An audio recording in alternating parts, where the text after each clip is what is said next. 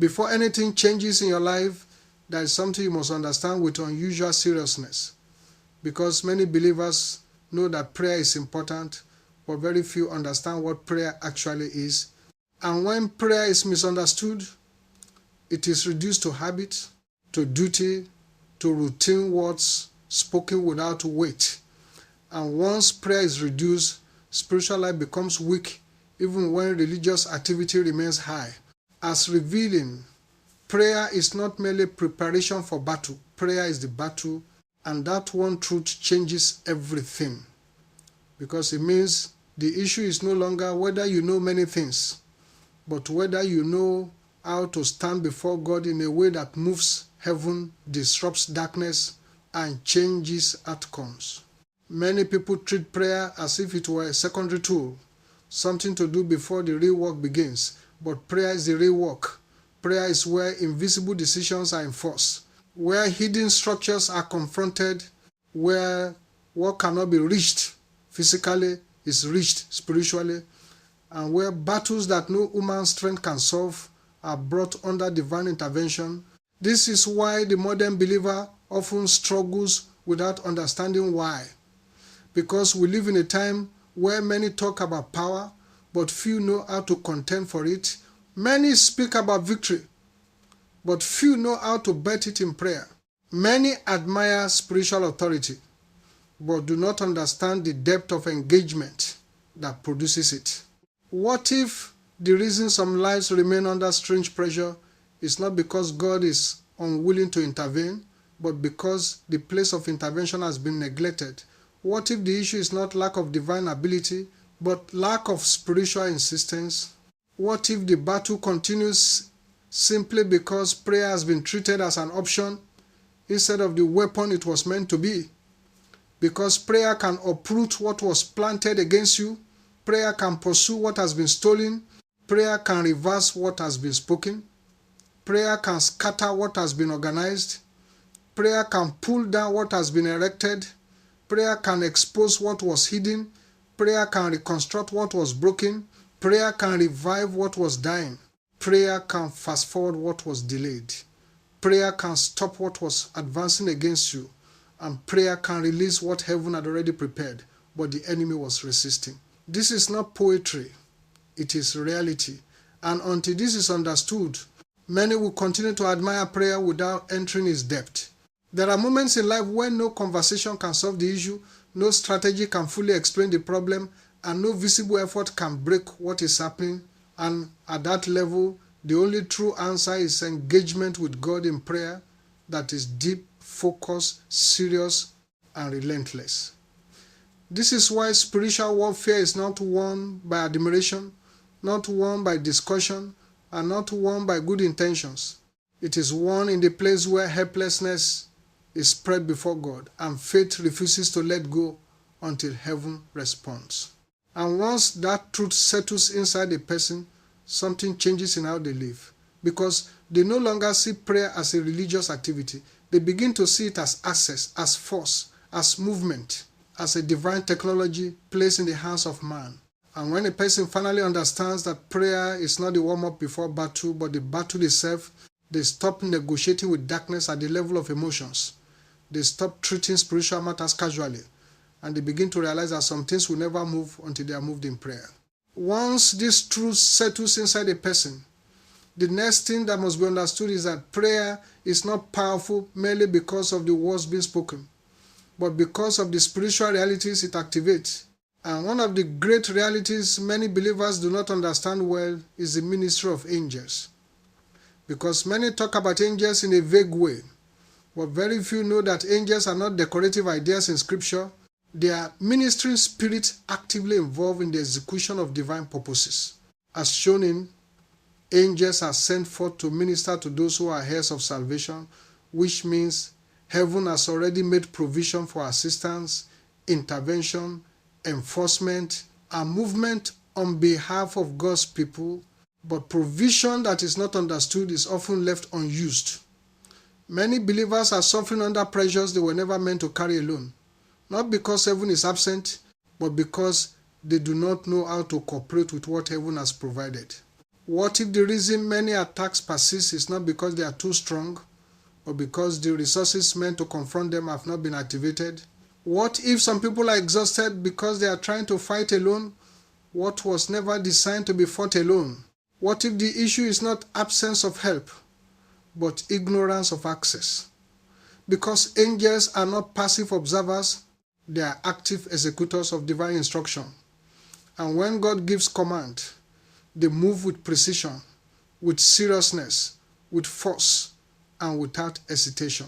There are messenger angels, there are warrior angels, there are enforcement angels, there are deliverance angels, and this means that heaven is not lacking in strategy. Heaven is not limited in response, and heaven is not confused about what kind of intervention is required. The problem is often that the modern believer lives far below the level of spiritual understanding necessary to cooperate with these realities, and because of that, many endure what should have been confronted, many carry what should have been removed, and many remain in delay when assistance was already within reach. This is why the cry for angelic intervention is not superstition, it is spiritual understanding.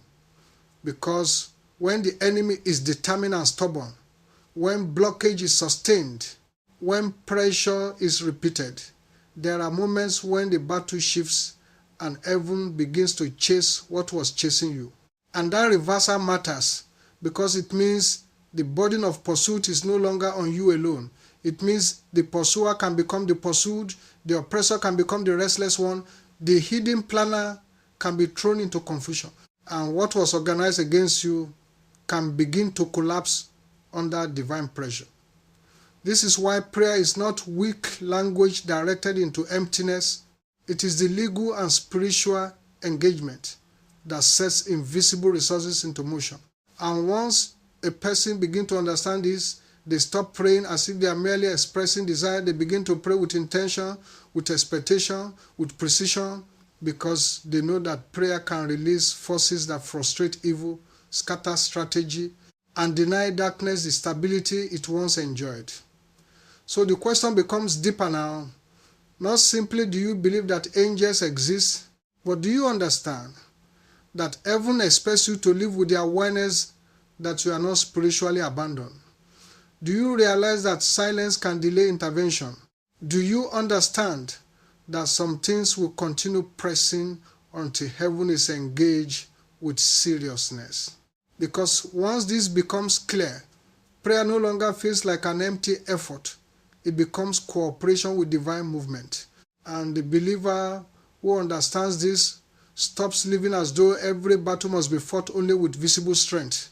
They begin to stand differently, pray differently, and expect heaven to move in ways that change the balance of the battle. But once a person begins to understand that prayer activates heaven and that angels are real ministering spirits, another layer of truth must be faced. Because angelic help is not activated merely by spiritual curiosity, it is activated through serious engagement, through prayer that is intentional, focused, and spiritually violent against resistance. And this is where many believers still remain weak because they admire the idea of angelic intervention without entering the level of prayer that provokes it, as reflected in the language. It's not passive at all. It is direct, insistent, and confrontational. Let the angels of the Lord chase them, meaning there are moments when the believer must stop merely enduring pressure and begin to call for reversal, because some enemies do not stop until heaven pushes back against them. What if many people remain under oppression because they are praying gentle prayers against aggressive forces? What if the issue is not the absence of prayer but the absence of spiritual intensity? What if the battle continues because the person has not yet entered the dimension where prayer becomes enforcement? Because to chase is not to observe from a distance. It is to pursue closely, relentlessly, and with the intention of overtaking. And when heaven begins to chase what has been chasing you, the whole battle changes direction. The one that once moved confidently begins to lose peace. The camp that once looked organized begins to fracture. The strategy that once felt unstoppable begins to collapse from within, and this is why the psalmist's cry is so powerful, because He's no longer asking only for comfort. He's asking for pursuit, for divine pressure, for heaven to deny the enemy rest. This is a different kind of prayer, not the prayer of resignation, not the prayer of polite observation, but the prayer of someone who understands that there are seasons when the enemy must no longer be permitted to operate at ease. There are powers that only retreat when they come under pressure greater than the one they are exerting, and this is why some battles remain, not because they are unconquerable, but because they have not yet been met with the level of prayer that makes them unstable. When heaven begins to chase, confusion enters the enemy's camp. Timing is disrupted. Coordination is lost. Hidden meetings become disorderly. Courage melts. And what once looked like strength begins to reveal itself as fragile under divine pursuit. This is why prayer is not only defensive, it is also offensive. Not only for protection but for reversal. Not only for survival but for the collapse of what has been organized against your progress.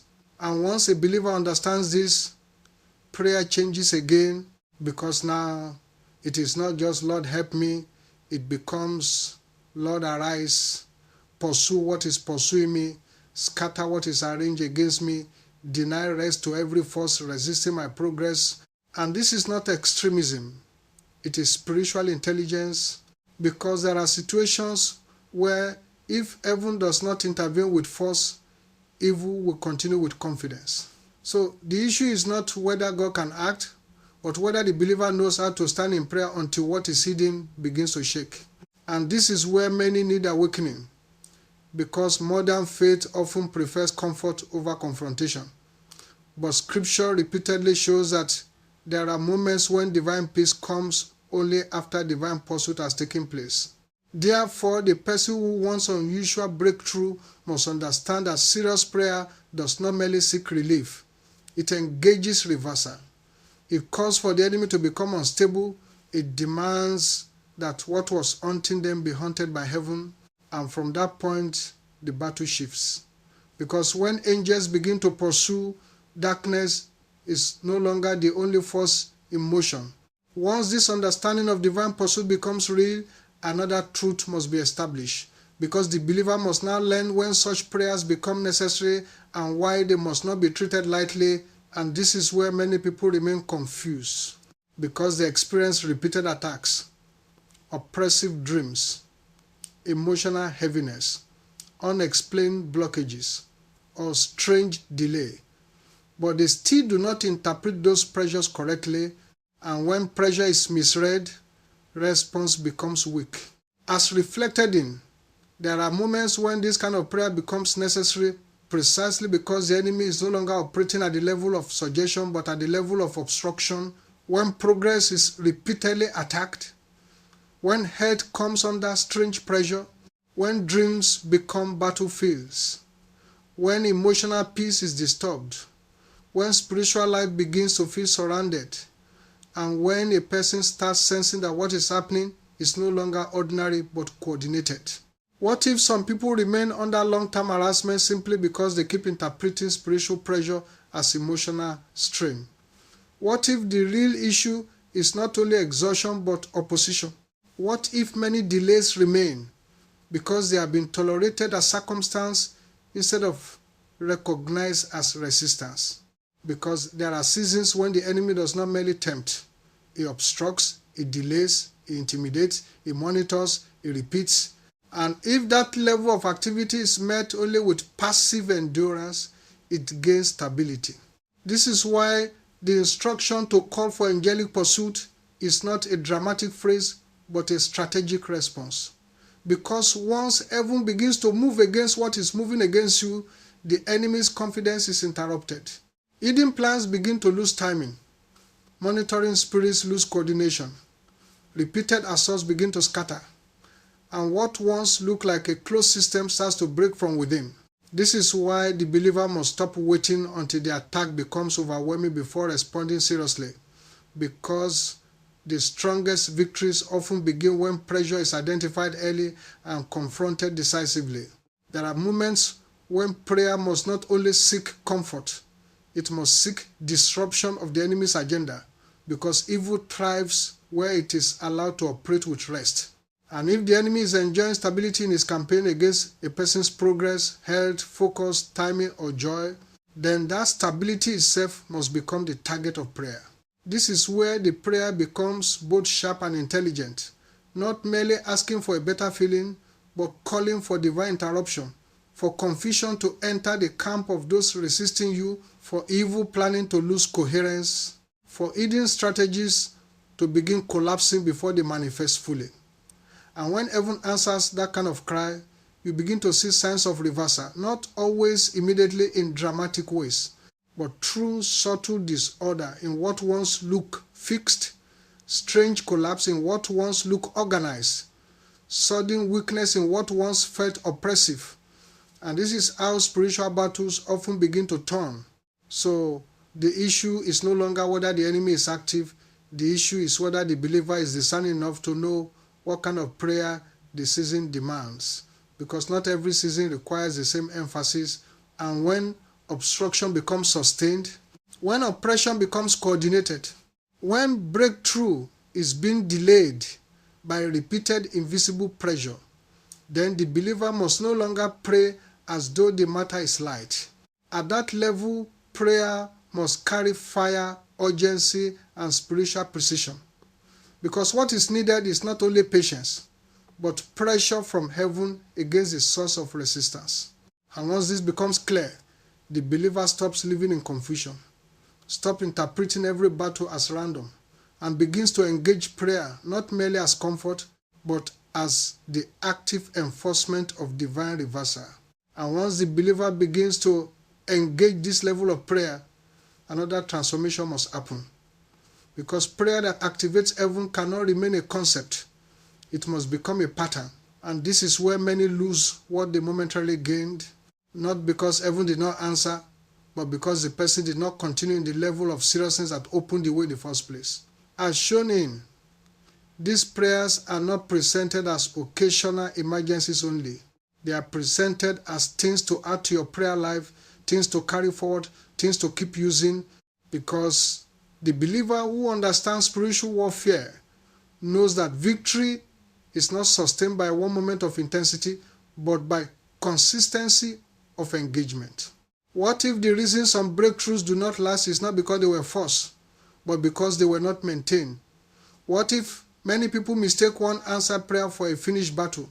What if some forms of oppression return simply because the pressure of prayer that once unsettled them was not continued? Because evil always looks for rest. It looks for gaps, for silence, for neglect, for the moment when a person becomes careless after relief. And if that moment comes too quickly, what was once chased can begin to circle again. This is why prayer must shift from event to lifestyle, from emergency response to spiritual structure, because the person who wants continuity in breakthrough must also create continuity in engagement. You do not only pray until the pressure lifts, you pray until your life develops a rhythm that denies darkness easy access. You do not only pray when something is wrong, you pray in order to prevent wrong things from stabilizing again. You do not only pray to recover, you pray to preserve, to reinforce, to keep spiritual atmosphere alive. Because what is not reinforced weakens, and what weakens becomes vulnerable. This is why the believer must become deliberate, not casual, not only emotional in moments of crisis, but disciplined in seasons of calm. Because calm seasons are often where strength is either built or neglected. If you only know how to cry when there is trouble, your life will remain dependent on trouble to become spiritually serious. But if prayer becomes part of your structure, then your strength no longer depends on crisis. And this is where maturity begins to appear, because now prayer is no longer only a weapon you pick up under pressure. It becomes a covering over your days, a force beneath your progress, a safeguard over your breakthrough, a system of cooperation with heaven that continues whether or not the battle is visible. And once this is established, something powerful begins to shift. The believer becomes less reactive and more stable, less surprised by resistance and more ready for it, less dependent on outward confirmation. and more grounded in inward conviction.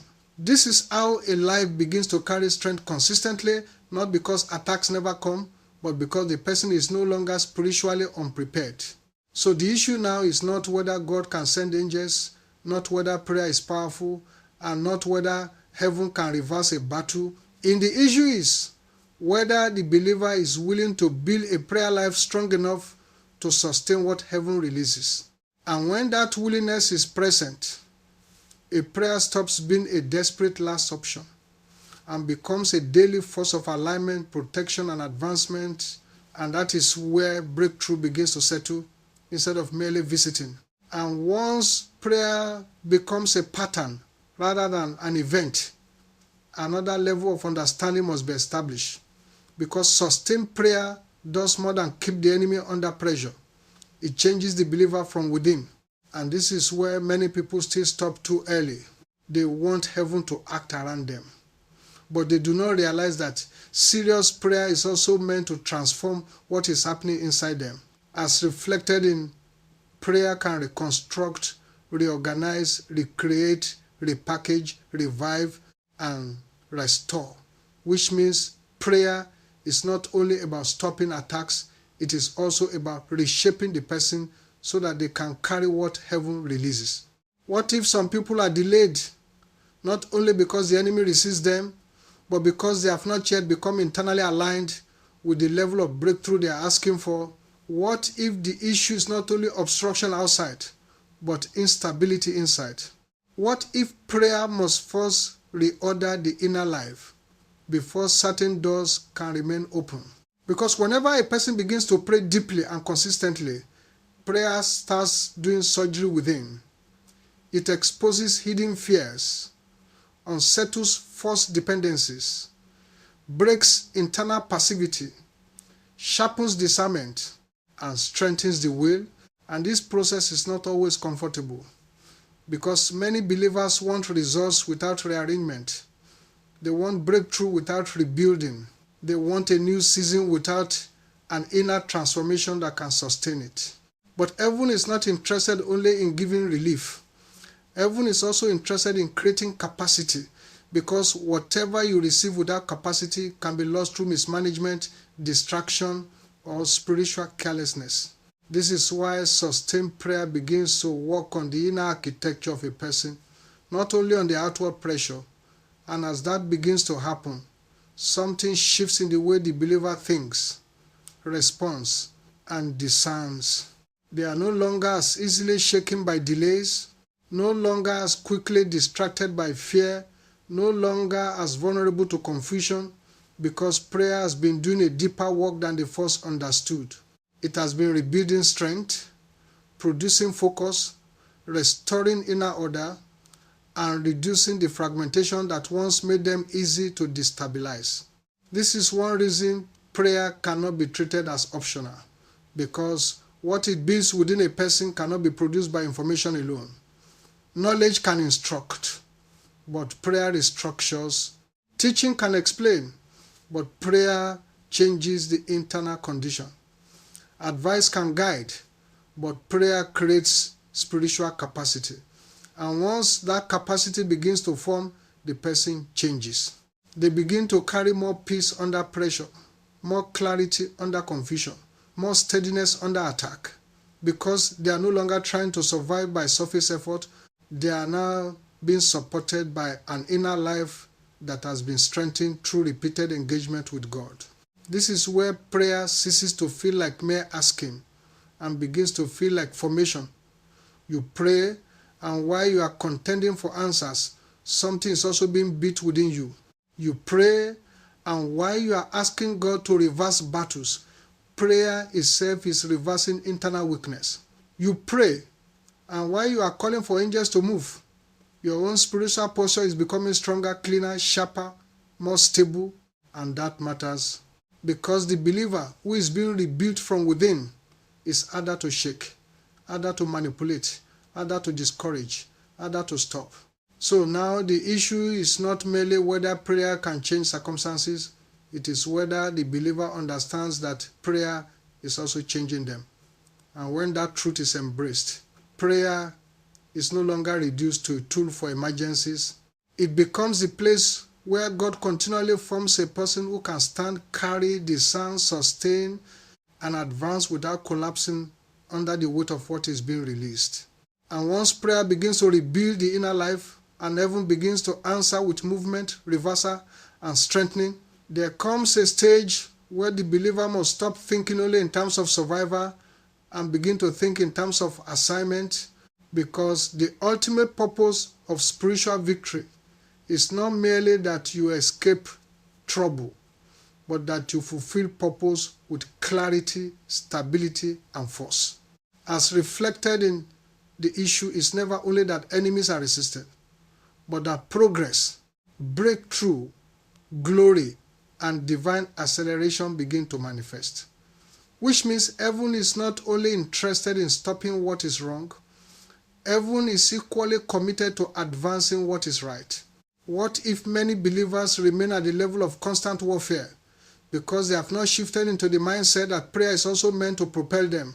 What if the battle is won in part, but purpose is still delayed because the person has learned how to resist but not yet how to advance? What if the next level requires not just defense but movement? Because there is a difference between no longer being under attack and actually moving into what God intended, and that difference matters, since a person can be delivered from one battle yet still live below their level if they never make the transition is from preservation into advancement. This is why the language of angels of breakthrough, angels of advancement, angels that chase down the forces of delay becomes so important, because the believer is not called merely to stand still after surviving, but to enter into what had been resisted. Prayer at this stage is not only about saying, Lord, stop this. It becomes, Lord, move me. Lord, accelerate me. Lord, connect me. Lord, release what was delayed. Lord, drive me into the place where your purpose can fully unfold. And this shift is powerful because it changes the believer's expectation, no longer only waiting for pressure to reduce, but actively expecting progress to manifest. Many people have trained themselves to pray only against pain, but they have not yet learned how to pray for advancement with the same seriousness. And that creates imbalance, because a life is not complete simply because oppression is reduced. It becomes complete when the person begins to function at the level heaven intended. This is where prayer becomes directional, strategic, and purposeful. It no longer circles around the same problems endlessly. It begins to target movement, location, breakthrough, restoration, and fulfillment. And when this happens, something changes in the atmosphere of the life itself. Because once heaven is not only chasing enemies, but also pushing the believer into the right places, opening the right gates, releasing the right timing, and accelerating delayed promises, the person begins to notice that the battle is no longer only about what is behind them, but also about what is opening before them. This is the stage where fear must lose its final grip, because advancement requires courage. It requires the willingness to move into what prayer has made possible, and many believers receive openings from God, but still remain hesitant because they are more familiar with warfare than with occupancy. But heaven does not only call you to fight. Heaven calls you to enter, to possess, to advance, to become, and to manifest what was once resisted. So now prayer must not only protect your destiny, it must propel it. Not only cover your life, but carry it. Not only silence opposition, but activate progression. And when a believer finally understands this, they stop seeing prayer as only a survival mechanism and begin to live as though prayer is the force that pushes them into divine timing, divine positioning, divine speed, and divine manifestation. And from that point onward, the story begins to change, not merely because enemies are weaker, but because purpose is finally moving with force. And now the journey reaches a point where prayer must no longer be seen only as protection against danger, but as force for movement, because A person can become so used to fighting battles that they forget the real purpose of victory. And the real purpose of victory is not merely that you survive opposition, but that you fulfill divine purpose with clarity, power, and momentum. As reflected in the focus is not only on enemies being pursued, but on breakthrough being released, progress being accelerated, blessings being recovered, and divine help being activated. Which means heaven is not only interested in stopping what is wrong, it is equally committed to advancing what is right. What if many believers remain stuck in a cycle of constant warfare because they have not yet understood that prayer is also meant to move them forward? What if the problem is not only that darkness resists them, but that they themselves have become more familiar with defense than with advancement? What if they know how to cry against attack, but have not yet learned how to rise into manifestation? Because there is a serious difference between being preserved and being propelled, between being hidden from danger and being launched into destiny. And many people experience the first without entering the second. They thank God that disaster did not happen. They rejoice that oppression was reduced, but they still remain below their level because the life has not yet shifted from rescue into progress. This is why the language of angels of breakthrough and angels of advancement matters so much. Because prayer is not only about asking heaven to chase what is pursuing you, it is also about asking heaven to carry you into what has been waiting for you, to move you into the right place, the right timing, the right connection, the right opportunity, the right manifestation. At this stage, prayer changes again, because it is no longer only Lord stop this. It becomes Lord move me, Lord accelerate me, Lord align me, Lord release what has been delayed, Lord recover what was lost in battle, Lord force open what has remained closed, Lord put my life in motion. And that shift matters, because many people have reduced prayer to reaction when prayer was always meant to be proportion as well. It is not enough that the enemy stops, your destiny must move. It is not enough that oppression weakens, purpose must advance. It is not enough that the battle changes direction, your life must enter a new direction.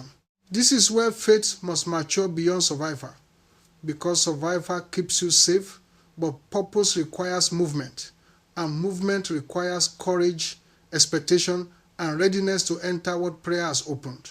Many believers are more comfortable rebuking what they fear than stepping into what God has prepared, and this is why some remain in cycles of prayer without visible advancement.